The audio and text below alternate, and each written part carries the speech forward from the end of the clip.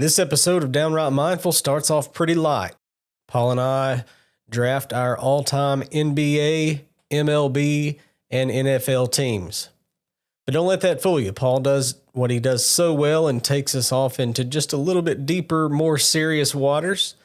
And he describes a therapeutic tool called the TIPP method, and he uses that to bridge into questioning me about my time as a police officer and asking questions about training when it comes to dealing with stress and trauma and things like that. And he does a beautiful job of ending this conversation with a question that is a very simple question, but it holds so much weight.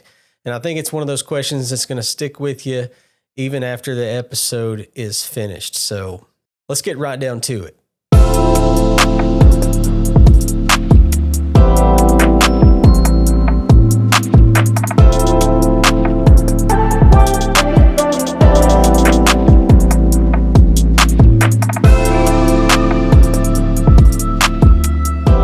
Start today with a fun fact. Fun fact. See this key right here? Yeah. It's from an '08 Ford Ranger. See that little tip broke off right there? Yeah. You know how annoying that is, that can't fit on my key ring anymore? So I went to Lowe's. Okay. And I've made keys at Lowe's before. You ever went to that little machine? At Lowe's? Yeah. No, I don't think so. I think you can pay like $4 and you can make a house key. You can make it like a Tennessee house key. You can make it a Marvel Hero house. I mean, like, you can pick your design. Yeah.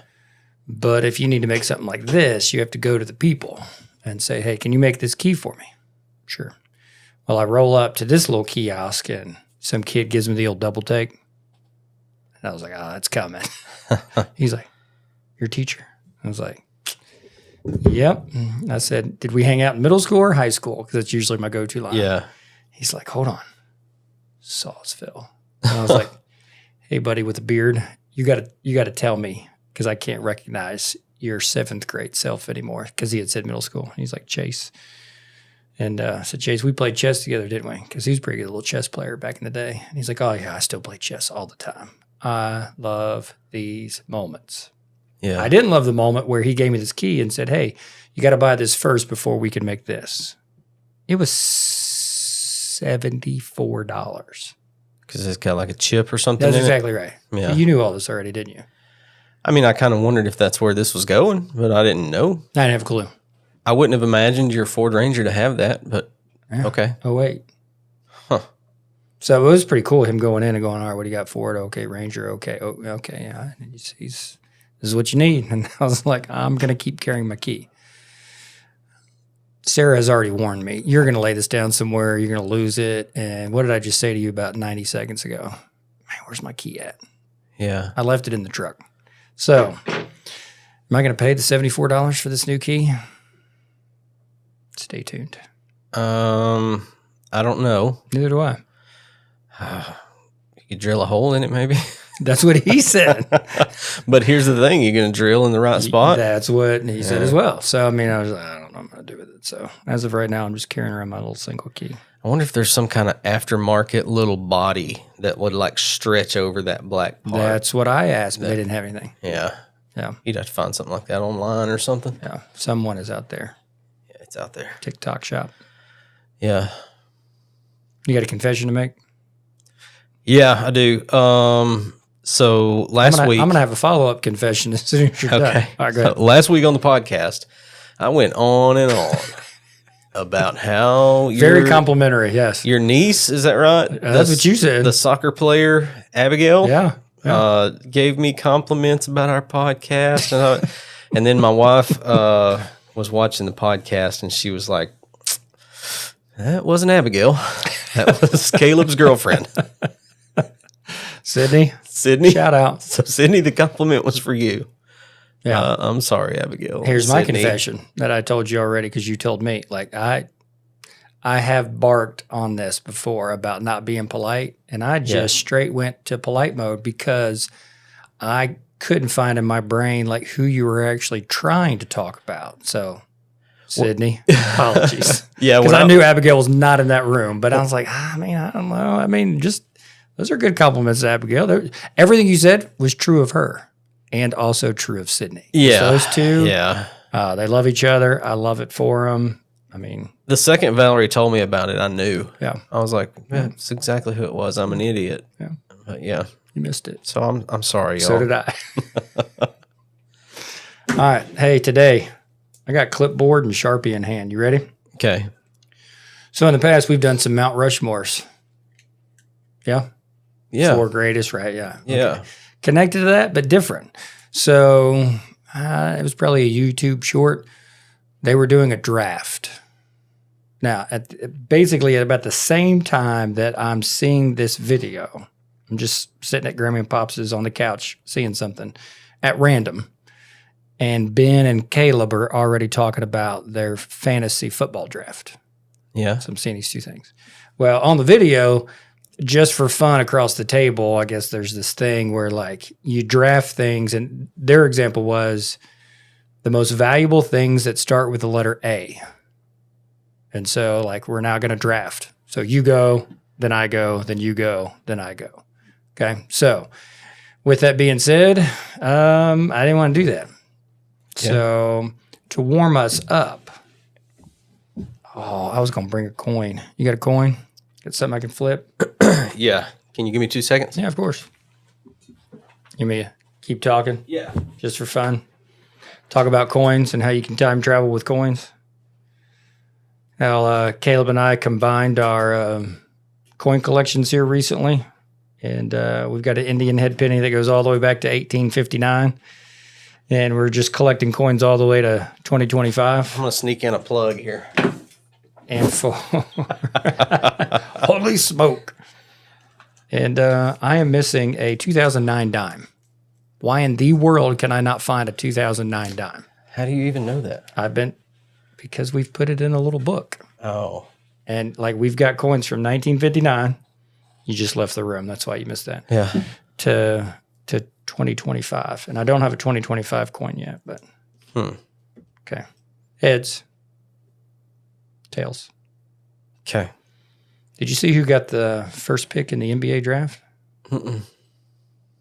Dallas? It was Dallas, right? Yeah, Dallas. And they had like a 1% chance. Ruh-roh. Yeah. So, call heads or tails while it's spinning. Tails. It's heads. I pick first. Okay. All right, you ready? Is this a snake draft? We're going 5 rounds. What's a snake draft? Like if I pick, then you pick, then you pick again, then I pick. Yeah. Then like I that. pick again. Then, Always. Yeah. All right. You ready? Okay. Most valuable things that start with A. We ain't doing that. Oh. Okay. No. Mormon, yeah. Okay. We're going to you have the ability to navigate this, but because this is 5, so 1, 2, I should have done it here. 1, 2, 3, 4, 5. We're going to go a little NBA draft. Okay. All-time greats. But you got to have a point guard. Got to have a shooting guard. We're going old school. Small forward, power forward, and a center. Okay. Okay. Yeah. All right. I'm in. I'm looking to win championships right here. Okay. So, So are we picking positions in order? no, you can pick it any order you want to, but you have to pick these 5. Okay.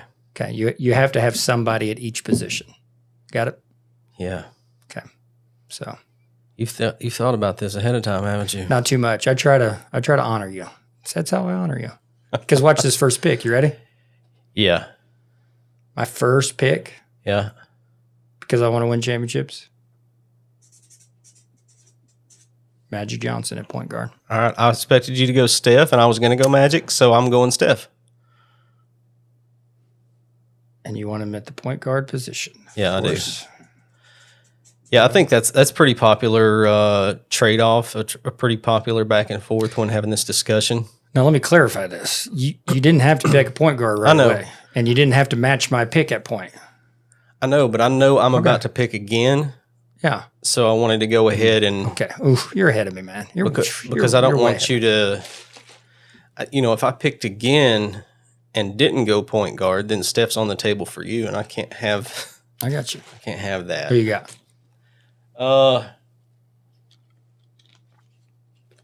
I'm going to go Kobe Bryant. Wow. Okay. I think you're hard pressed to find a two-way player at that magnitude, at that level, with that killer instinct. About to match you with Mike. There you go. Okay. Yeah. You knew that was coming? I expected that to come soon, but I left Mike on the table. Can you see my next pick? Yeah. You can? I think so. You think so? I don't think so. I don't think you see this coming. Well, if I You don't won't see be it, too surprised. if I don't see it coming, I bet I could get it in 2 guesses. Well, just keep it in your head. Let's Okay. see what happens. Okay. All right. I want to win championships, and I've got Magic and Mike. I'm going Shaq. Yeah, I didn't see that coming yet. You didn't. I didn't see that coming yet. Yep. I want Shaq on my team. All right, so you got Mike and Shaq. This sucks. It don't suck though. You got the next 2 picks. I know. I'm gonna go LeBron. Okay. You want it small forward? Yeah, it's fine.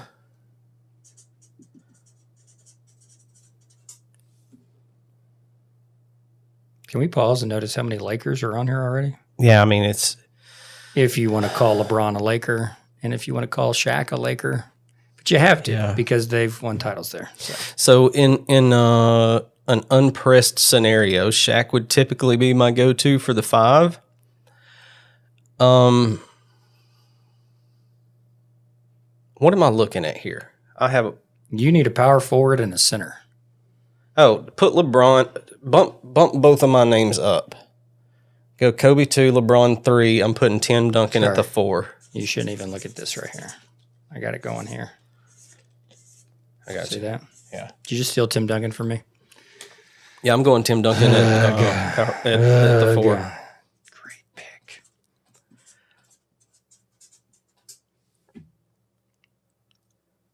Okay. So it's now my pick. Mm-hmm. Gosh. I really wanted Tim Duncan. I wanted him to be on the board, Everybody man. does. Everybody does. Okay. Gosh. See, I purposely did not think about this. So now I'm. You didn't see Tim Duncan coming from me? I'm not surprised. I mean, I know you know the game. I just figured he'd still be there. So I get my next 2 picks, and then you get the last pick. Yep. That's what we're looking at here. Okay. Of all time. Gosh. Shaq, you said you could get it on 2 guesses. Would you have got that on 2 guesses? If you would have gave me a position, I would have got it on the first guess. Okay. My 2 guesses was going to be LeBron or KD. I would have put you on that for your next pick. Yeah. Well, he's going to be my small forward. Then I was whoever you were about to say, which might still be your last pick right here. I was going to go Tim Duncan, Kevin Durant, and be done and love my team. I would love it too. So now I'm going to go here and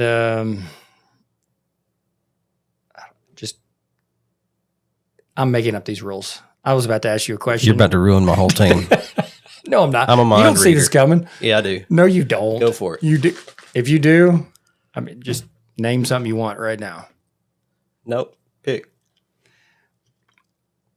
Because I set no rules but went with traditional, I would love, because you've got Tim Duncan right here, to put the dream right here.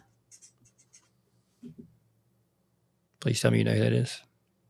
Hakeem Olajuwon? Yeah. Yeah. I got him at power. You just exhaled. Yeah. Did you see that coming? No, I thought you were about to pick Kareem. Well, I mean, if you would have had Shaq. You'd have spoiled my whole. Yeah. You'd have spoiled my whole. You want Kareem? Yeah. Yeah. Yeah, I do. I mean, and every conversation I enter into, people just, his Milwaukee Bucks days, I mean, anybody who was alive in the 80s saw him still do his thing and his skyhook and all that kind of stuff. Mm-hmm. But when you really get into the stats and just his dominance when he first got in the league, I mean, this is the only 6-time MVP. 6-time. Nobody else on this list, 6-time MVP. That's you take 82 games and go, yep, best dude. Yeah. Who's going to win this game? They're gonna split 5-5. No, I win. I like it. No, I don't think so. I win. Isaac, shout out. You like that? Yeah, that's good. All right. That was a good warm-up game. I like both of those teams. Yeah, that was fun. All right, you ready? Yeah. Yeah, because this is next. You a baseball fan? Not even a little. You're going to struggle, aren't you? Badly. Are you really? Yeah, I'm gonna pick like Dale Murphy and Chipper Jones, and Greg Maddux is gonna be pitching for me. Like it. Those are all-time greats, man.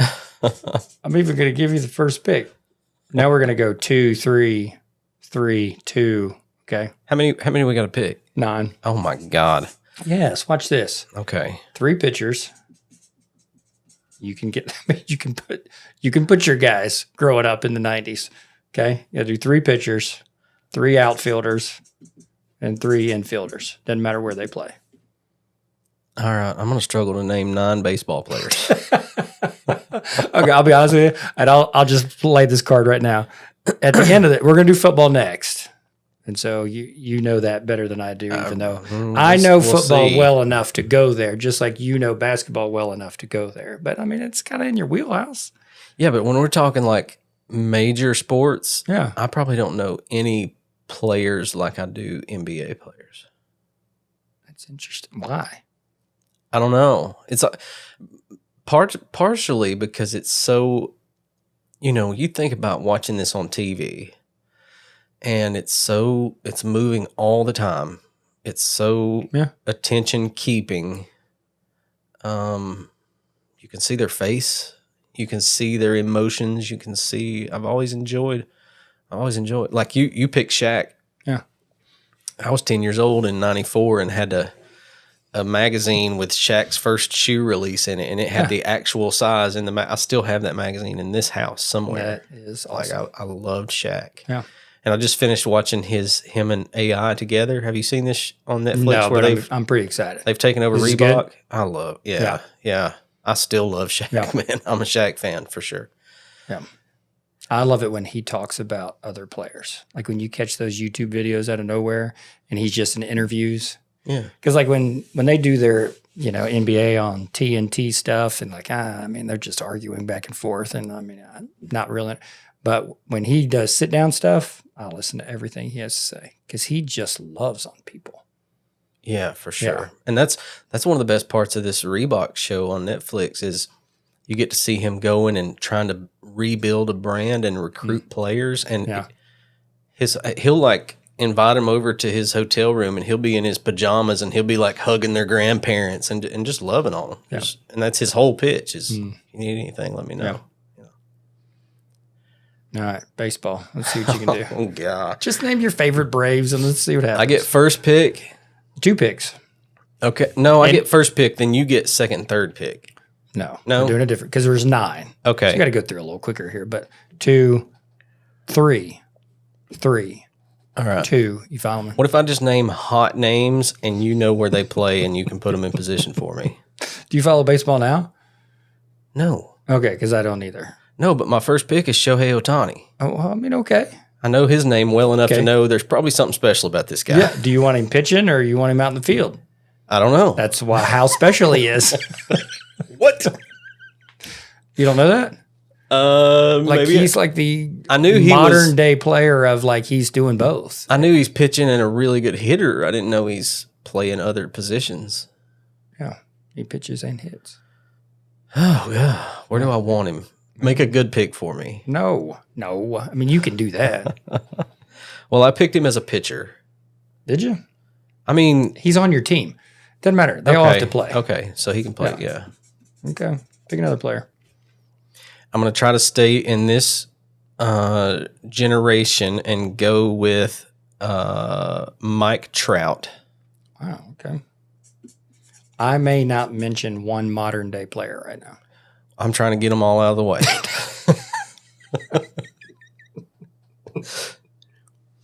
Okay. I was just trying to get the ones I know of so you don't steal them. And then we can just battle for the old guys. I mean, I could do like the 1990 Reds at every position from Eric Davis to Rob Dibble. You know, I mean, just that was my team growing up. I'm a little older than you. You may not even know that, but like if you knew those Braves as they were coming up and losing all kinds of World Series. When I was a kid, I could have named all of those positions. Yeah, of course you could. Braves. Yeah. So like, I mean, man, growing up, baseball was everything. So when I say things like Sandy Koufax, you know that name? Yeah. Great Dodger. And Nolan Ryan was my favorite growing up. Okay. And, I mean, Charlie Hustle, man, just passed away. Who am I talking about? I'm going to know it as soon as you say it, but I can't. Yeah, Pete Rose. Yeah, there you go. Charlie Hustle. So, love that guy. So, if I'm trying to win, I mean, Nolan Ryan didn't have the best career record, but by golly, he was the favorite in our house. And a little fun fact, Allison Schlegel, shout out. She'll probably never, ever, ever, ever, ever hear this, but good friend of mine in high school, Stratford High School, Goose Creek, South Carolina, who married Nolan Ryan's son. Yeah. So we were watching a Nolan Ryan documentary, and hey, look, there's Allison. That's pretty cool. That was cool. Yeah, that was very cool. Yeah. I watched that documentary. I bet it's the same one. Yeah. That's pretty good. You have, I didn't do your mark, so don't worry about it. You got 3 picks. So I'm just picking 3? Yeah, you need 2 more pitchers. All right. Give me Barry Bonds. Ooh, okay. I like that. You take what? How do you different remember young Barry Bonds when you were a kid? Yeah, I mean the Pirates Barry Bonds. How different do we think of this guy if you set all of his scandal with steroids to this? I know most people don't. Give every human on the planet whatever he was taking, still see what happens. They ain't hitting the ball like him. Yeah. They didn't have his eye. They didn't have his savvy. They didn't have his IQ. They didn't have his ability. No way. I mean, where's a guy like him land in a all-time situation? I mean, that's where I hate having this conversation. But, I mean, like, he's still one of the all-time greats. Yeah, for sure. I mean, ridiculous. How many home runs he hit? How many walks he got? I mean, this guy is just... He's dominating just by his presence in the batter's box. And I mean, it's still just a privilege to be able to say I saw some of that stuff live. Or I went on a field trip with Sarah when she was teaching at Arnold, and we took 5th graders down to Atlanta, and we went to a game. And it was time for us to leave because we have a bunch of 5th graders, and we were in the parking lot, and the place goes nuts because we're in Atlanta, but wherever Barry Bonds went, like, it was just crazy. It was always packed. My man hits a home run while we're in the parking lot. Thanks, Barry, for waiting till the 8th inning, and I have to get kids home back to Cleveland. So, wow. Hey, what positions am I in need of? So you need 2 pitchers here. I'll drop this back down. Let's just go 3 pitchers and 6 position players. That'll make it easy for you. What positions have I picked so far? You have a pitcher because you put Ohtani there, and you have 2 position players with Bonds and Trout. So I need 1 pitcher and 1 position player? No, you need 2 more pitchers and 4 more position players. Oh, okay. Yeah. All right. And you got 2 more picks this round. Okay. Well, give me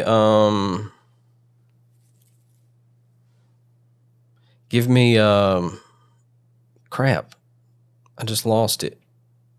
Oh, I had a great pick on the tip of my tongue. Oh, give me Ozzie Smith. Ooh. Give me Ozzie Smith.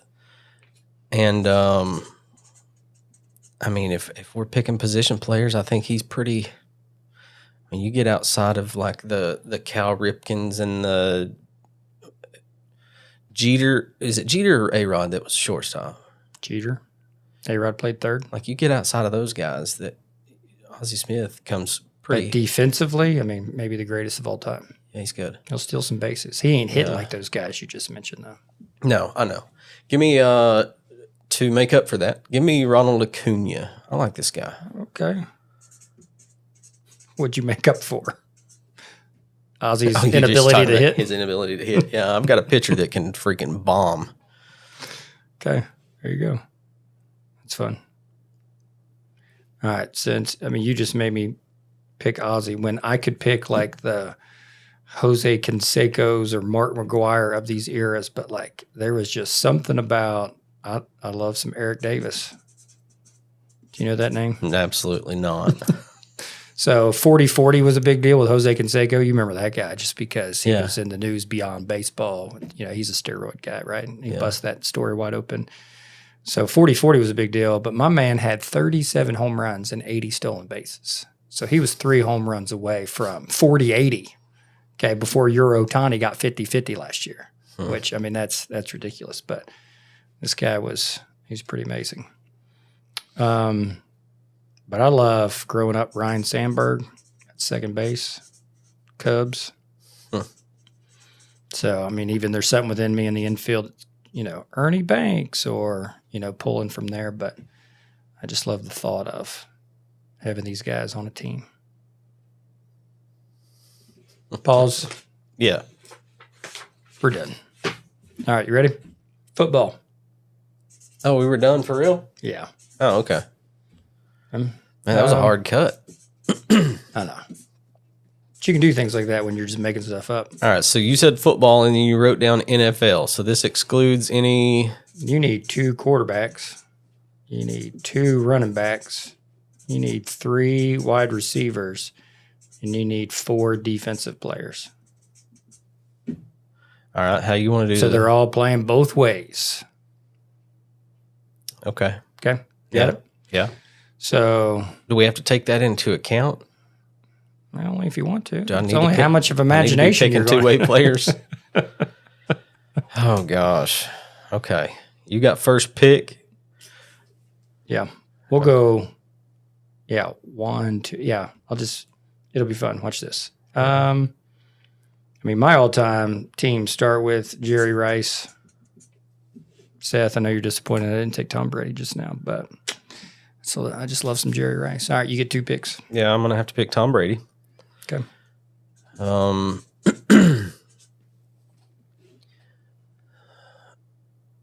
Then I'm going to pick... gosh, there's... What direction do I want to go here? What direction do I want to go here? Do I want to go Barry Sanders right now? I think I do. I think I'm taking Barry. Okay. It's a fun pick right there. Yeah, it is, man. Gosh, you're so much fun. I guess because of what he could have been. Yeah, for sure. Or just what he was. Well, yeah, both of those are true. Yeah. So I'll take Peyton right here. I like I'm that. a fan. Yeah, me too. Me too. And it hurts my heart to pick Brady over Peyton, but I can't deny Tom Brady. I got you. But I got Peyton Manning throwing to Jerry Rice. That's pretty good. Come on, man. You're you know what I'm saying? You're going to be okay. You're going to be okay. So watch this. We moved again from 4th grade to 5th grade. So now I'm 10 years old.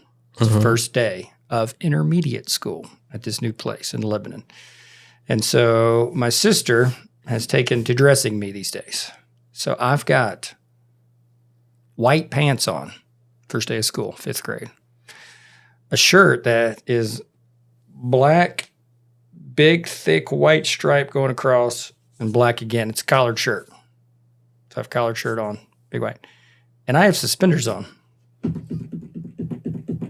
I did pretty much whatever Jackie said growing up. That's why when she said, you got to come to Lee, I was like, no, I'm not going to Lee. Because I had grown out of that phase of listening to everything that she said. By the time I got to 9th grade. Now, on my feet, though, I had a pair of kangaroos. Who was sporting roos back in the day?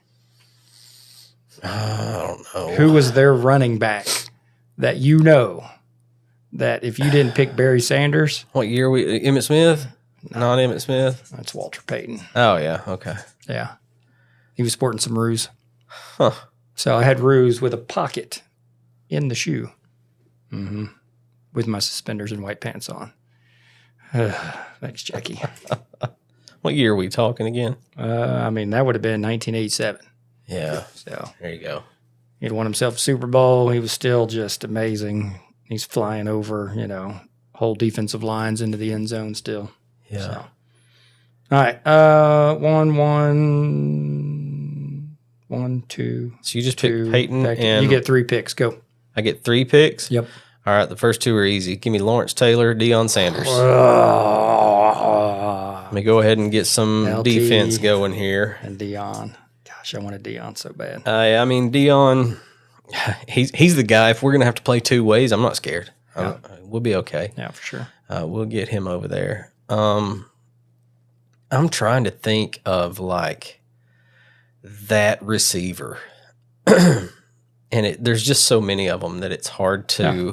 You can't lose, I feel like. No, you can't lose. And I think the pick that I'm about to make may surprise some people when we're talking about an all-time conversation. Yeah.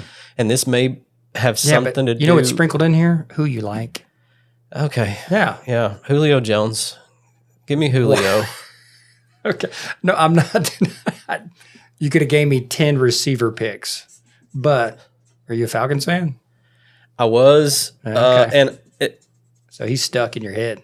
Well, I wasn't a Falcons fan at the time that he played for the Falcons. I grew up a Falcons fan. Yeah. Okay. And then at some point when the Titans came to town, I decided, like, this is my home team now. I need to get on board. And Steve McNair was airing it out. Yeah. And it was a little easier to make that transition. And I'm a Titans fan through and through, but I still have adoration in my heart for the Falcons. I want the Falcons to do well. I feel like if the Falcons go on a Super Bowl run, I could throw on a jersey and not feel one bit of guilt about it. So they did a couple years ago. From watching Julio at Alabama decimate he was awesome. everybody in the world to watching him play for the Falcons, and they keep running that defensive highlight reel of his. Have you seen that? When someone make an interception or a fumble recovery, he turns into freaking Deion's and just runs people down. And So, yeah, I love Julio Jones. Okay, 1, 2, 3. Freak of an athlete. Well, it's that whole idea of like amazing. I mean, you could argue all day long, but when you just like somebody, you like somebody. And I love some Ronnie Lott. Growing up and hearing those stories about him cutting his finger off so he can get back. I mean, like, come on, man. Yeah. And I love Calvin Johnson. Megatron. Mm-hmm. Yeah. That's when I was saying I'm looking for that receiver. Yeah. It was, I want to pick Julio Jones, but Megatron's probably the smarter pick. So that's a great pick. Yeah. That's a good one. That's just fun. I'm going to say the same thing about him as I did Barry Sanders. Not only what he was, but what he could have been. Yeah. Like if this guy decides to continue his career, he makes it really hard for anybody. He makes it hard on a guy like Jerry Rice, probably in that conversation.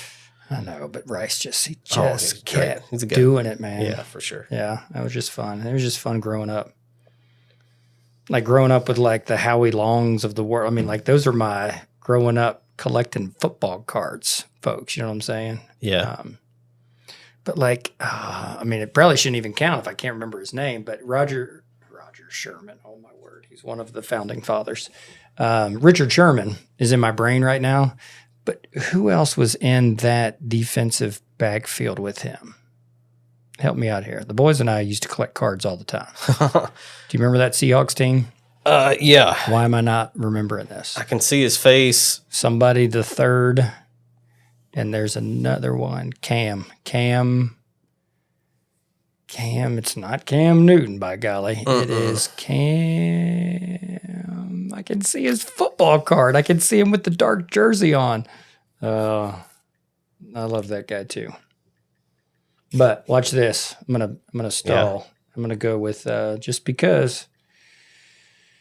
I really want to say Ickey Woods because he was so much fun growing up in our little run as a junior high Bengals fan. But I love some James Brooks. And do you know how many great running backs I'm leaving out there by taking James Brooks? But if I ever meet this guy, I'm going to tell him. All right, so hang on. Cam Johnson. We've got Cam Chancellor. That's who I was thinking. The Legion of Boom. Richard Sherman, Earl Thomas, Cam Chancellor, Brandon Browner, Byron Maxwell, Jeremy Lane, and Walter Thurman. So instead of taking Cam Chancellor, I'm going to take David Fulcher. Do you know that name? I don't. Oh, This guy, Is he a Cincinnati guy? of course he is. Nobody knows the Bengals but you, man.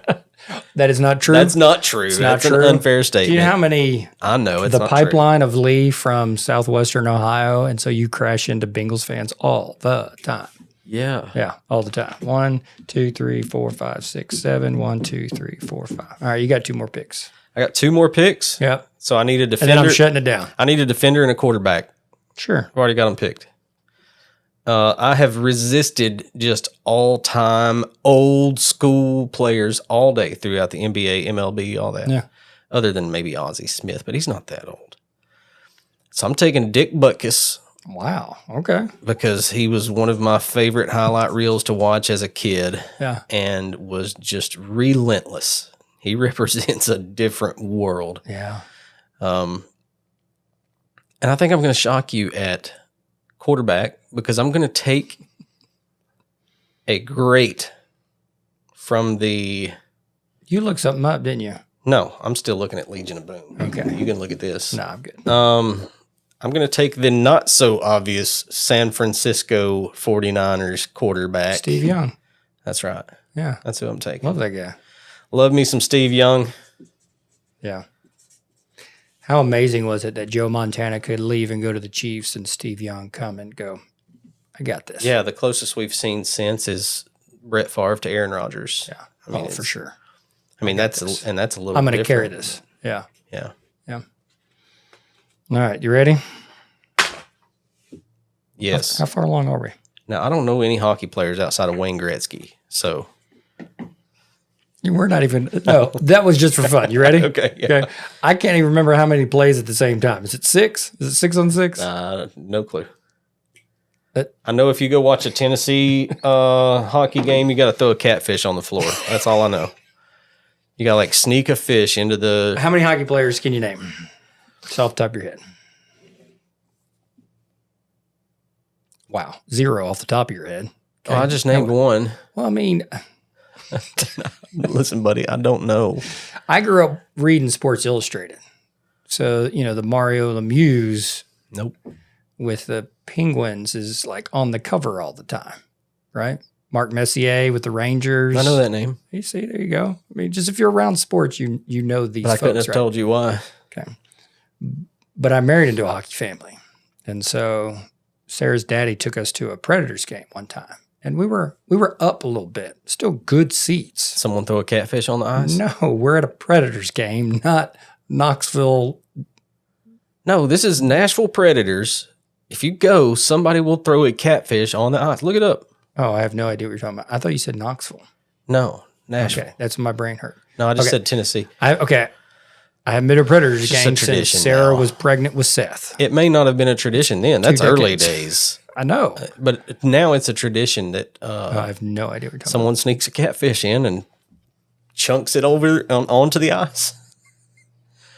I don't know if it's every game, There's but I hockey think it fans is. right now that are just shaking their heads at us, but like we're here to confess. They stole it from somewhere else, somewhere up north. Probably There's- minor league hockey somewhere. No, It's a very minor league hockey thing to do. maybe. I don't know. Neither do I. So I got one story to tell. Okay. He takes us to a Predators game. I have 2 stories. I apologize. Most people that go to a Predators game fall in love with hockey. So is that what you did? I didn't know. Not of the first one. Okay. It was just like, cool. Yeah, it was cool. The next game, we were 4 rows off the ice. So now you're at the glass and they're banging into the glass. You now see how fast and furious this is. Yeah. That's when I fell in love with it. So the next time we went to Detroit, hey, let's go to a Red Wings game. And I don't care where we sit. And we did not have the best seats, and it did not matter. But we got there early enough. And, Pops, of course, brought his jerseys, and Uncle Wally had his jerseys. And he threw me a Chris Chelios jersey. And this is, I don't even know if you know that name. No. One of the greats of all time, especially like Red Wings, Mount Rushmore. But he's at the end of his career. He's like 45 and still playing. And I mean, this is a good 10 years ago. So I'm like, I'm a grown man. But I got this Chelios jersey on, and there's something about going to a game, having a jersey on, and like being able to make eye contact with like these real folks. Like we got there that early. We ate downtown Detroit. And so we're just mingling by the glass. Well, they're just skating around, and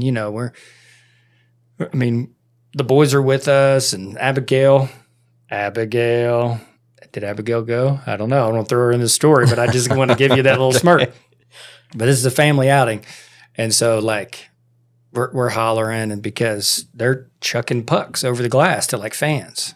Well, Chelios, I'm, like, waving my jersey.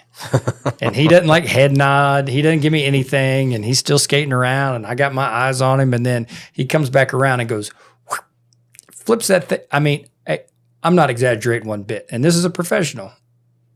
He put that thing right there in my hand, right at my gut. I mean, he is just doing his thing, warming up, popped it up, and landed right in my hand. I still have that hockey puck in my classroom. I'll show it to you next time. That's awesome. Yeah, that was a lot of fun. I mean, that's when you know you're hanging out with pros. Yeah. So that was cool. So, I mean, there's just something magical about what these guys get to do. Or like, hey, we stopped everything we were doing yesterday because Caitlin Clark was on TV. And so our family, we were just yapping, and there she is playing. And so it's just like, it's amazing what some of these humans can do that just seem to be superhuman. Yeah. Yeah. So on my list, I said, what would it be like to draft the greatest Walker Valley athletes of all time? And then I thought, you know what? It's been 25 years because we're going to start doing some commemorative stuff. Remember, we're the young school in this town. Yeah. You know, Bradley's over 100 years old. Yeah. Cleveland's over 50 years old. Shoot, Cleveland, 70. Yeah, over 50 years old. And, I mean, we're just doing 25. But, like, I've only been there for 10. I couldn't reach back to those first 15 years and be able to draft. So then I went from there. It was like, hey, if I was starting a school, who would I pick? And then I thought, hey, if you were starting a department in a brand new city, what Bradley County sheriffs would you bring along with you? And then I was like, I mean, yeah, that'd be fun. But I decided to go with, I got two more things for you today. Give me a fistful of movie cops. So, movie cops that you, as a former police officer and detective, would be like, yep, on my team. Movie cops. Yeah. Have you watched cop movies? Probably not as much as your average bear. So did I just stereotype you that as a police officer, you're going to watch Beverly Hills Cop? Well, maybe. Die Hard. Most you'll find that most police officers. Paul Blart. Paul Blart's on my team. You'll find that most police officers don't really seek out police movies or TV shows. You're not watching CSI? Absolutely not. You're a criminal justice teacher. I hate it. Yeah, I thought you'd say that. That's where I thought this might go. There's two lanes that you're like, oh yeah, I got this one, or not at all. So you're gonna have to explain. If you flipped on an episode of Cops right now, Yeah. I would want to watch it Because I've been out of the game long enough to where it's appealing to me again.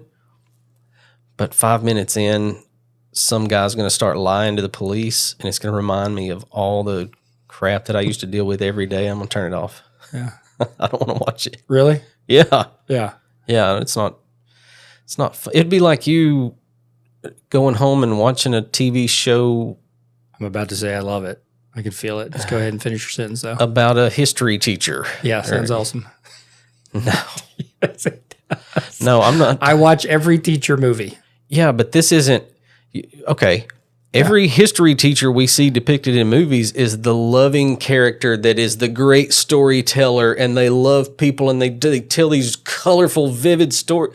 Every cop TV show you watch is somebody being a loser and a cheat and is not good. There's no good cops out there on TV. Sarah watches these stuff all the time. There's good guys, there's bad guys. Depending on how good the story is, they're both at the same time.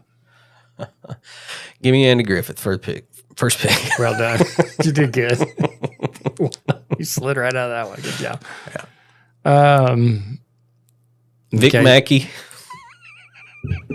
What was that show? I don't even know if I knew who Vic Mackey is. Vic Mackey's one of the most dishonest cops you've ever seen depicted in. I mean, he literally From what? beat the brakes. The Shield, I think, was the name of that one. Yeah. Got nothing. He wouldn't be on my team. He's not very good. Oh, I mean, he's effective, but he's not. How about the security guard down on the first floor in the office?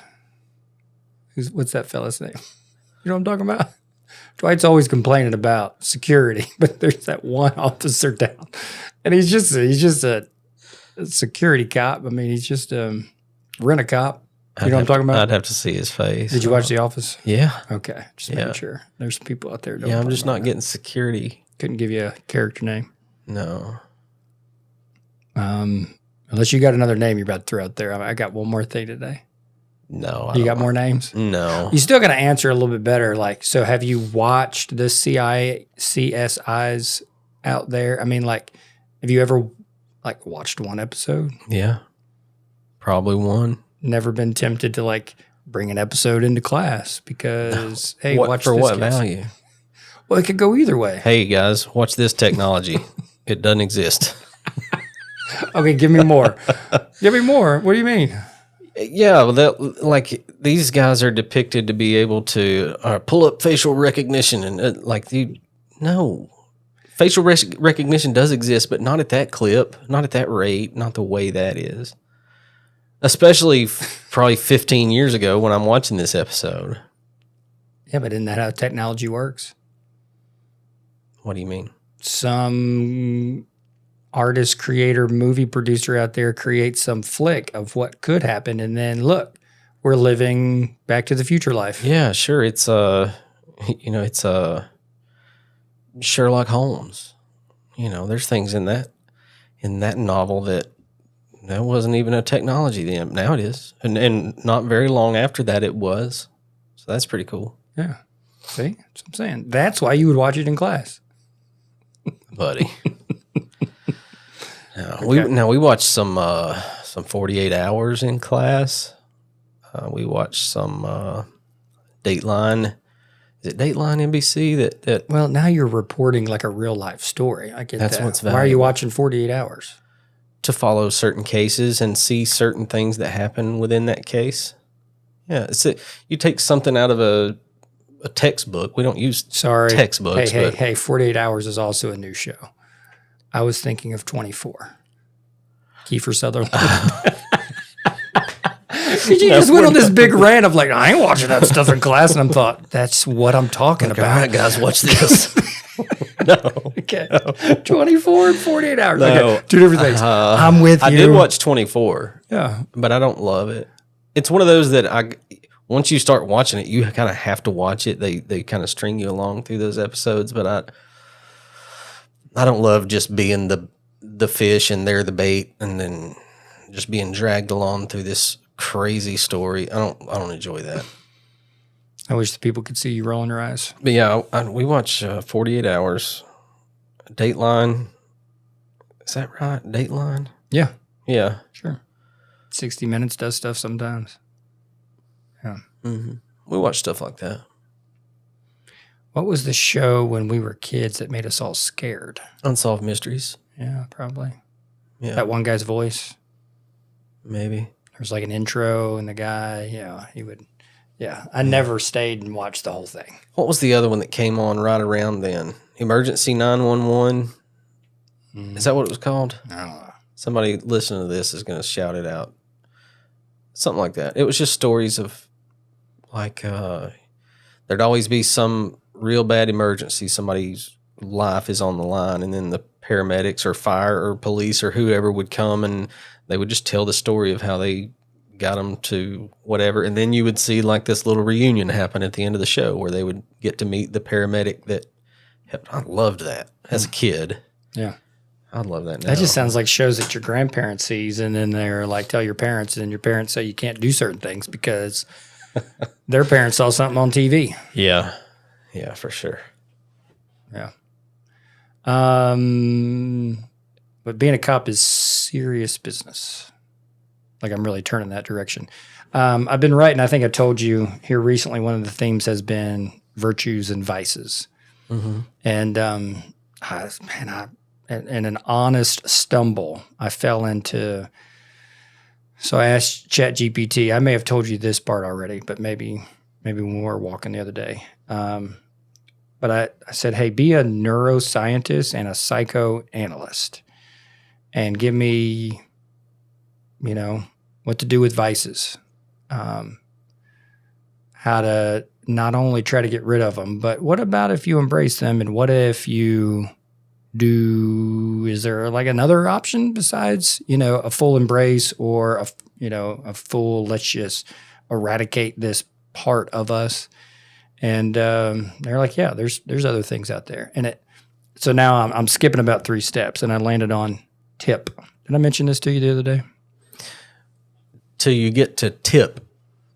I don't know what you're talking about. Okay. TIPP. So I didn't mention this to you the other day. No, I was talking to somebody you else. mentioned the part about virtues and vices and I did. neuroscience and all the way through TIPP. I don't know what you're talking about. Okay. So TIPP within like, it's a therapy tool that when I say this is going to make a whole lot of sense. But I'm going to go ahead and get your brain thinking about, you keep mentioning to me like, well, in the police academy, and then you'll tell me something within that training that really does do its best without being in the world just yet, of preparing you for what you're getting yourself into. There's not a lot of new stuff on the streets. Do I have that first part right, at least? Yeah. Yeah, the police academy. I mean, it does its best. Okay, so TIPP is like, these therapeutic modes where if you're dealing with anger, if you're dealing with depression, or if you're dealing with anxiety, or you're dealing with just, and it doesn't have to be polar emotional like outbursts. It doesn't have to be rage, right? It doesn't have to be full blown, just suicidal. Comes somewhere in this middle of where we navigate often. And it talks about like, so TIPP is, the T is temperature. Like, go make yourself a bowl. Water, ice, put your face in it. You don't have a bowl with ice, go get cold water, splash it. Hop in a cold shower. Just like temperature can take you from a place where it can either calm that anger or at least like, even if it's just gloom and you may not be living doom, but like it can activate you again. So you're not referring to metaphorical temperature. You're talking to literal temperature. No. Okay. You are in this emotional state and these techniques help you get out of it. Okay. So we're not talking police just yet. Just track with me here. Sure, I'm going to give you a tip and then I'm going to ask you something. Yeah. The I in TIPP is intense exercise.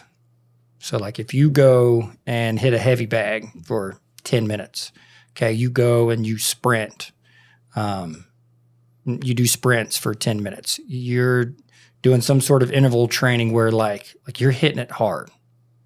That is releasing, what would we be talking about now? I don't know, endorphins or dopamine or cortisol or whatever. I'm not well versed enough. I just keep hitting the surface on all these things, and I'm taking notice that like these terms that keep popping up. There are things in our physical body that are so connected to our emotional and mental well-being. And we can even slide into like a spiritual awareness type of even maturity can get to these places.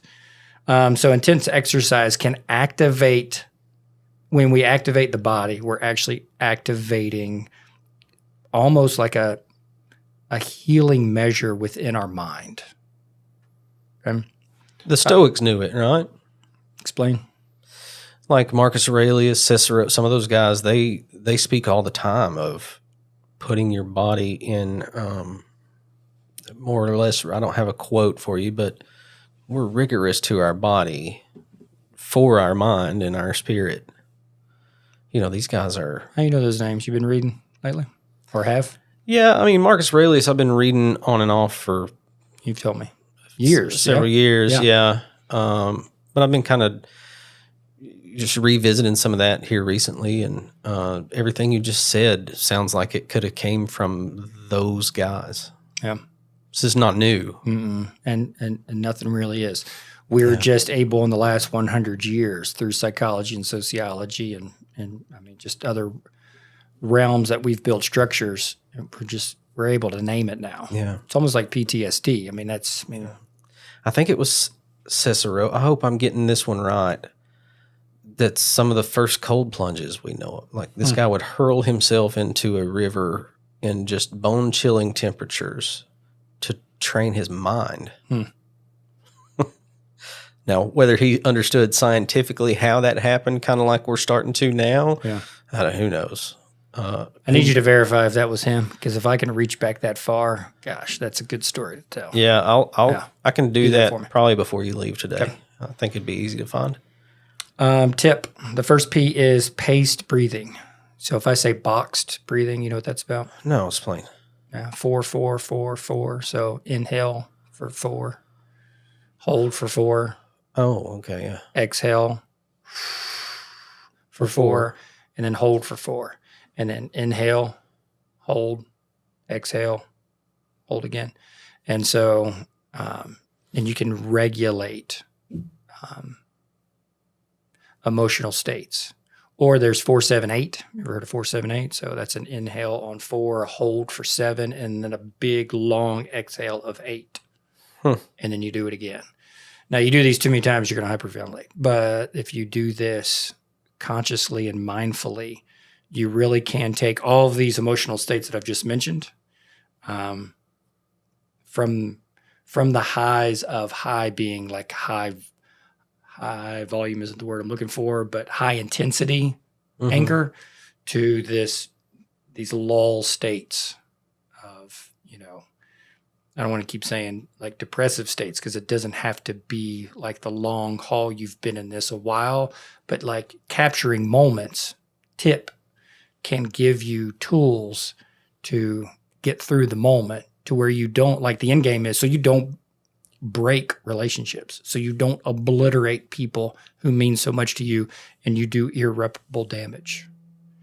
And then the last P is progressive muscle relaxation. So, and like all 4 of these, I've learned like as an athlete through the years. Like that cold water, I've been in the tub of ice. Sure. The intense exercise, knowing the benefits of that. The breathing is everything at the free throw line, for example, or in a timeout or whatever, or even just in training. And then this one, like, you're taking a nap or you're going to bed and you flex your toes, you hold it, and then you release it. And like you're mindfully taking yourself to however your feet are feeling. And then you do that to the calves, to the quads, all the way up to the top of your head. But that TIPP we can grab ourselves in a moment when we don't have that person in the moment to be able to get us and center us. But that these things have come along, and we've put names on them, and we've put them in acronyms to be able to do that. Marcia Goodwin? The name, yeah. Yeah, so she was my health teacher at Bradley Junior High School. She went on later to marry David Lewis. You know what I'm talking about? Like Coach Lewis? Coach Lewis. Yeah, she married Coach Lewis. In health class in the 7th grade, there were times when, and I didn't know a name for it, probably until right now, she would sprawl our whole class out on the floor. We're laying on our back in the floor. And she would do it from the tip of the head to the tip of the toes. And she would just... Is that why you smiled when I was going through that? Because you remember that? Because I carried it with me. Yeah. And I'll finish this quickly, but hey, the top of your scalp, man, tell it to relax. Identify what tension is there and release it all the way down. And where it gets difficult is around your mouth, because you're doing a lot of things with your tongue and your jaw all the time that you don't really realize. But anyways, you do this all the way down the tip of your toe. And oftentimes by the time she gets to the end, you're like just about snoring. So relaxing, so calming. So when I started coaching football at Walker Valley, we would have these crazy workouts, and we were dealing with growing boys, tight muscles, struggling with flexibility. So we got to where I would end the day every day with certain yoga poses. And then just one day, I just remembered Marcia Goodwin's class, and I laid like 60 football players out on the track on their back, and we did this, and there were several I had to wake up, and every day they would say, "Hey, I'll do whatever you want, but can we stop in time to do that thing? And they loved it. Yeah. And, yeah, it's just a cool little memory And it's nothing new. No, it's nothing. No. It's nothing new. But it's fresh. When we discover these type of things and like not just go, oh, that sounds cool. Yeah. Or, oh, we just do it once. But like, that's what the last 2 years of my life has really been, putting some of these guardrails back in my life. You know, you're parented for those first, 18, 20, 22 years. You've really got someone in your life telling you what you should do. There's teachers and coaches and mentors and other, there's pastors and other things. You put yourself in people's way and they say, hey, I see you. Let's help. But then there comes this time where you just, if you want to, you can throw every guardrail off. And then what I'm discovering is, man, there's such value to having some of these rails. There's such value to saying no to things so you can say more yeses to more valuable things. But it takes some like personal assessment. Yeah. And so I just that reflection, I don't know. I have found a renewed, there's a word, like refresh, a renewed sense of priority to those things. Mm-hmm. And so even as I've written, and I told you I stumbled across this stuff, and but I'm like, I'm deep diving into this stuff. I've spent the last 4 days just in this, hey, let's return ChatGPT to this neuroscience psychotherapy mode and just give me what the research says. I mean, some of this is backing up to the 30s and 40s and 50s. And a lot of the stuff in the 60s and 70s and 80s is saying, hey, those things that we heard from Freud, right? These names that we heard. Yeah, for Carl sure. Jung, or, we're beginning to question not only its validity, but like, how do we actually bring this stuff into the real world? And I'm bringing this stuff into my world.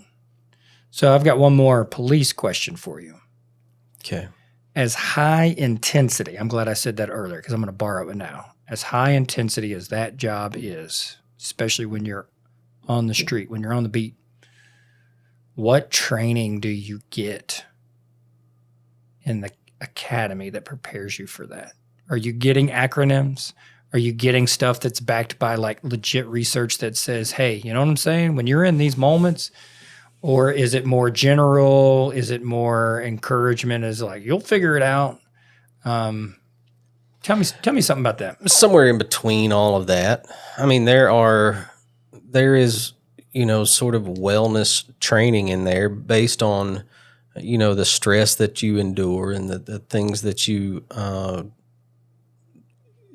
day to day, and it doesn't always have to be I saw someone die, or it could be just, I've gone to work for 12 hours a day for the last 4 days and people have lied to me all day.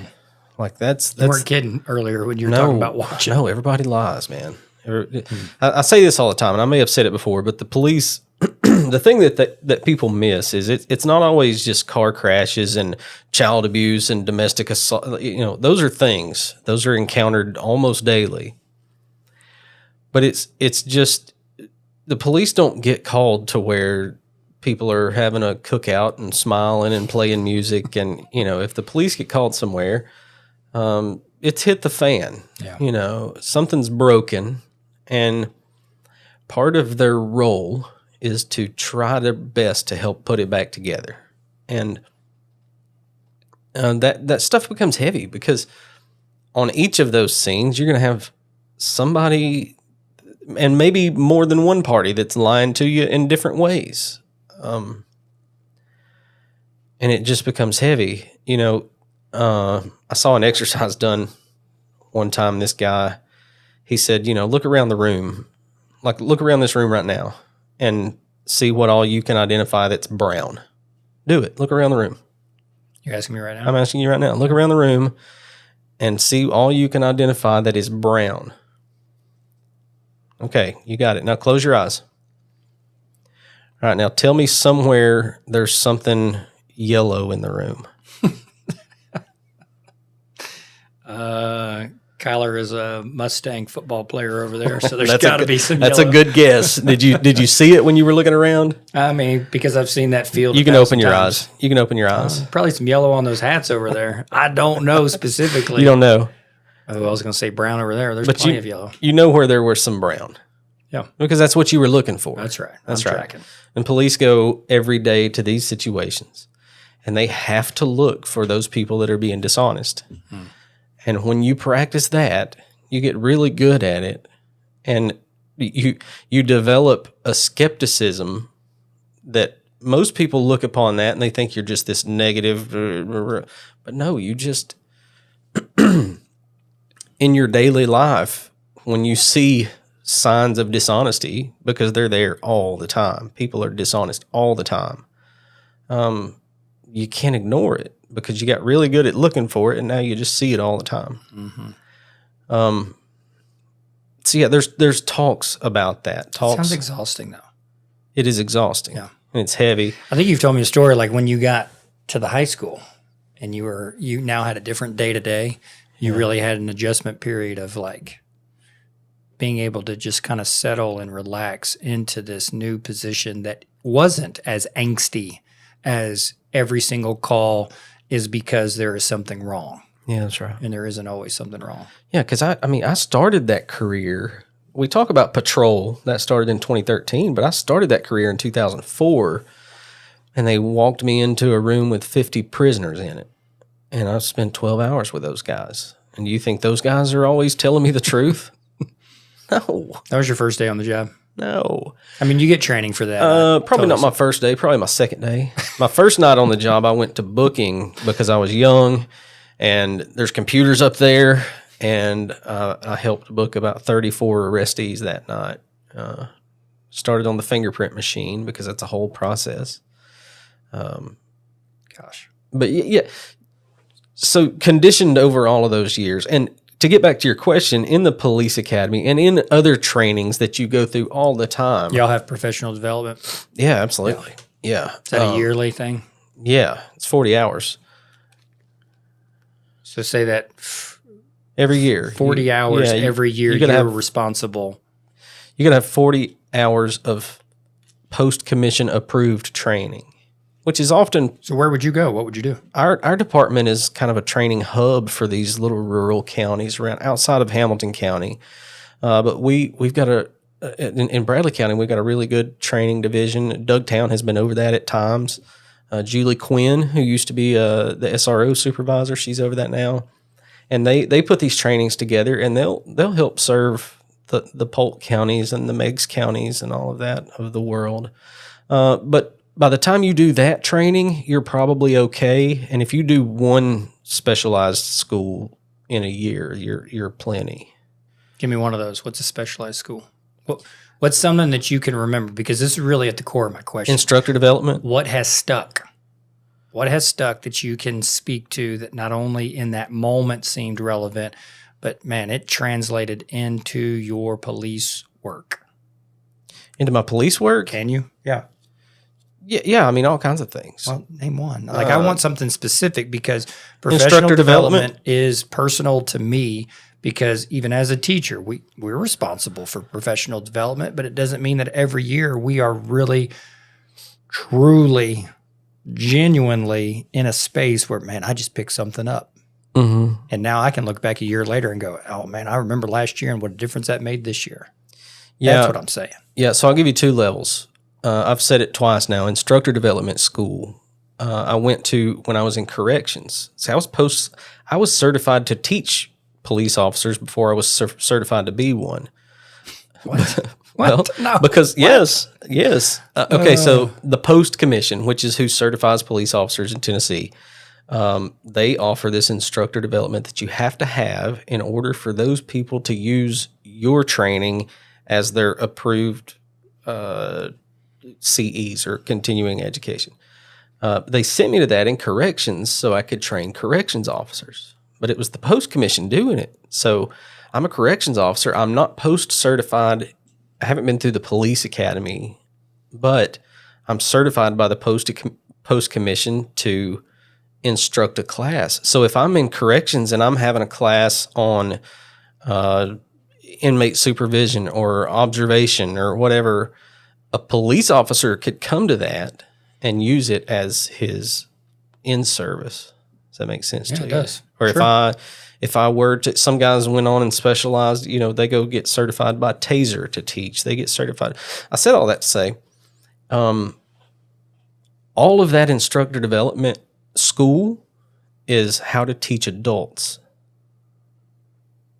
Because you can't treat them like, and at the time they're talking, I'm 41 now. I was probably 25 or 26 when I went through that. I'm not dealing with, you're dispelling ideas that people have about teaching, people who have never studied to be a teacher. You understand? I do. So what they're trying to avoid is people entering a room of adults and saying, put your phone away, or no, you can't go to the restroom right now, or you don't do that with adults. I wish. Why do we do that with 17-year-olds? I don't. I think it's a legitimate question. I don't. But I understand why we do that with 10-year-olds, but just what it is. The reason I kind of brought that up is because I carried that into my teaching. I try to honor some of those. I mean, buddy, up until the last year or so when they kind of cracked down on the hallway movement and all that, which I was never the problem, I promise you. In my level 2 and 3 class, you weren't allowed to ask me to go to the bathroom. Yeah, you've told me that. You were allowed to go, but you weren't allowed to ask me. And I had less people leaving my class than ever before. Anyway, I'm rabbit trailing. Yeah, they teach you there. You're not under those post-commission guidelines. You're not going longer than 50 minutes. You go 45, 50 minutes, do a 15-minute break. All right, pause right there because Yeah. you've answered my question. Yep. Because the one thing that I said that I would bring up the next time, which here it is, but not to unpack it just yet. But there's this question that still lingers, especially when, gosh, that thing just happened. Whatever that crisis, whatever that moment, whatever that event, whatever that catastrophe that just hit. And then we get through it the best we can, and it's now time to look back. And we ask that question of, what'd we miss? So that's what that Malcolm Gladwell, hey, let's look at George Floyd 2020. Mm-hmm. Like, what'd we miss? So we can put Gladwell over here. Okay. And you and I sometime camp out. And whether we make this personal to our dad life, our teacher life, our husband life, our friendship, our ambitions or whatever, but like we have enough people in our space, whether it be, you're hanging out at the Holy Smoke Bible study, you're hanging out with some men where that question matters. Gentlemen, what'd we miss? To sit down, you with Valerie, to me, sit down with Sarah, and we reflect on our parenting and just go eye to eye with one another and go, what do we miss? When our anniversary rolls around, yeah, let's go celebrate. But it might be a decent time to look at each other and go, hey, what do we miss?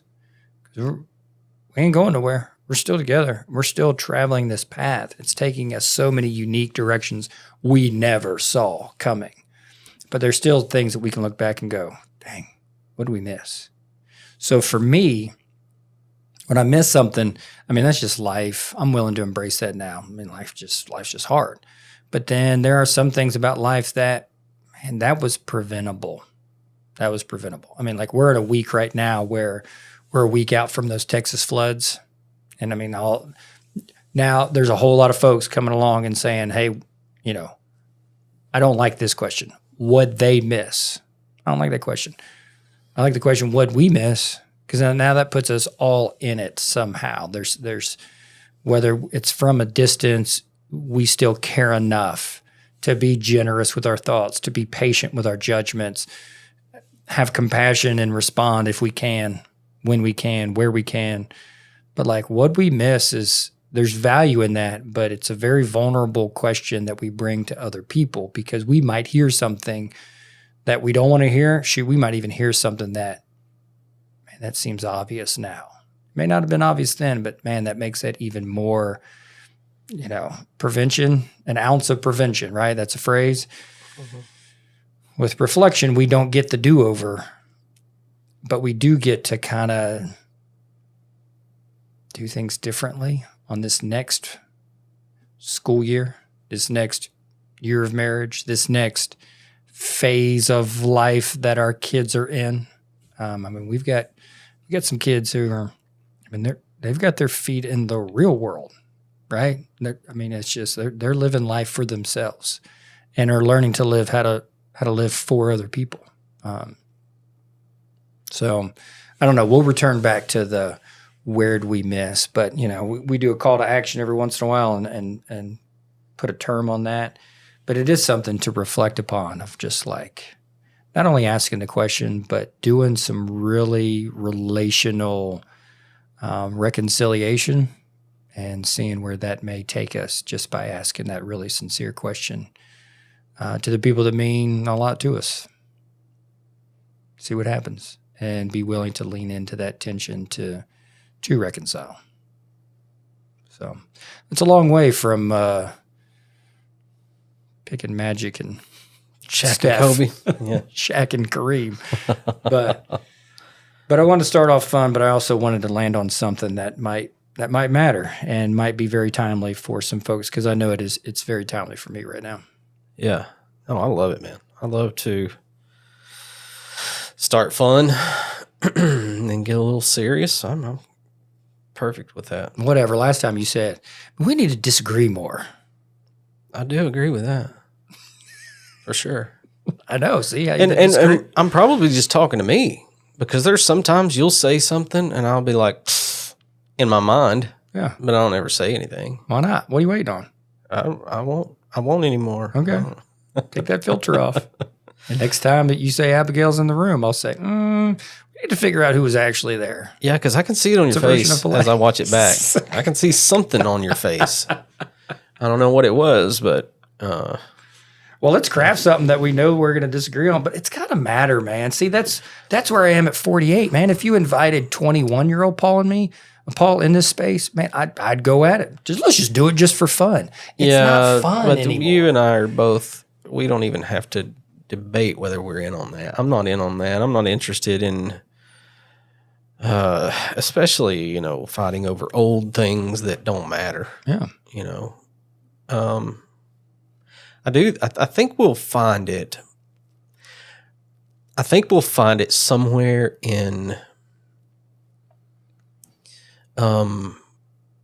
social interactions between institutions and the people.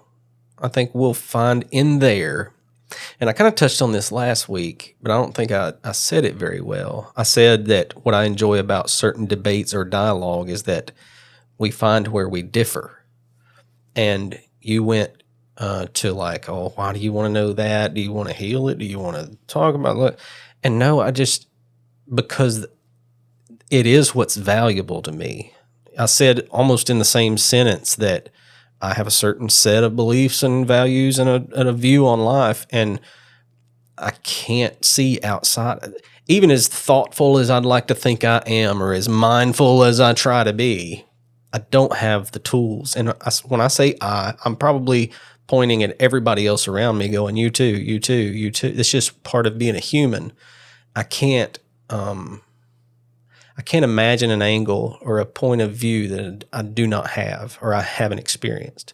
So in that dialogue, when I find, because there's certain times I would believe like, oh, this is a black and white issue. There's nobody that would disagree with it. That's not true. There are people that would disagree with that, and it's not just to be an a-hole like I would have thought in my 20s. It's because they have convictions about that point of view that I don't have. And to identify those, it isn't, oh, this is fun, let's disagree and let's fight. It's just show me something different. Show me something new. Because there's things that I believe today and that I'm sorting through today that people in my community, me as a 20-year-old, would have saw as radical. I hear you. They would put me on prayer lists. Ooh, and got call personal right there. They'd call my name in the Southern Baptist Church and say, pray for him. They would. I hear you. And all along, it's, I don't know. That's another episode, but. No, that's kind of fun, though. You got that Holy Smoke Cigar Club Bible study on. How would that have flown? It wouldn't have. Yeah. There's people right now that know that I go there that probably think, God help him. And he is. He is helping you in the cigar shop. Absolutely is. He absolutely is. Because, and I mentioned this at the cigar shop the other day, because I don't go there and watch a man up on a stage with a spotlight and a microphone tell me things. What valuable. It's not a sit and get, as Paul Salzwell would say. Right. It's people gathered in a room looking at scripture and discussing, hey, what does this really mean to us as men right now? Yeah. So, yeah, kind of went on a little rant there, didn't I? No, you didn't. Because when I asked things like, what'd we miss? Well, we missed it throughout much of our life because we judged people too quickly without stepping in that tension and going, wait, tell me more, because I don't get it. Yeah. And you can do that in relationships that are real. Yeah. And it makes it deeper. So it's fun. It is fun. I'm ready to pause. All right. Tell the people. Pause. Come on, Paul. No, thank you for hanging out with us. We appreciate you and hope to join back again with you next week.